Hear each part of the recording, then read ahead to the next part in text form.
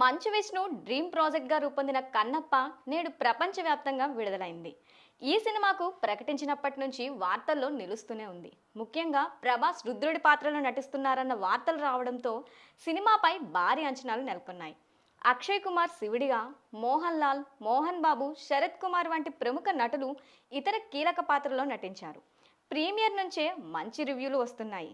తమిళ నటుడు శరత్ కుమార్ నాదనాథుడిగా తన పాత్రను మెప్పించారు. ఇక మోహన్ బాబు తనదైన డైలాగ్ డెలివరీతో మహాదేవ శాస్త్రిగా అద్భుతమైన నటనను కనబరిచారు. హీరోయిన్ ప్రీతి ముకుందన్ కూడా చక్కగా నటించారు. సినిమాకు ప్రధాన ఆకర్షణగా రెబల్ స్టార్ ప్రభాస్ నిలిచారు. కీలకమైన 40 నిమిషాల ఎపిసోడ్లో ప్రభాస్ డైలాగులు ప్రేక్షకుల్ని ఆకట్టుకున్నాయి. ముఖ్యంగా ప్రభాస్ చెప్పిన పెళ్లి డైలాగ్కు థియేటర్స్లో నవ్వులు పూశాయి. క్లైమాక్స్లో శివుడికి తన కన్నును దానం చేసే సీన్ సినిమాకే హైలైట్గా నిలిచిందంటున్నారు. ఈ సన్నివేశంలో మంచు విష్ణు నటన ప్రేక్షకులతో కంటతడి పెట్టించిందంట.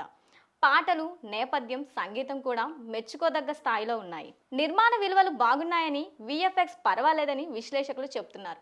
మొత్తంగా కన్నప్ప ప్రేక్షకులను భావోద్వేగాలకు గురి చేయడం ఖాయమని తెలుస్తోంది.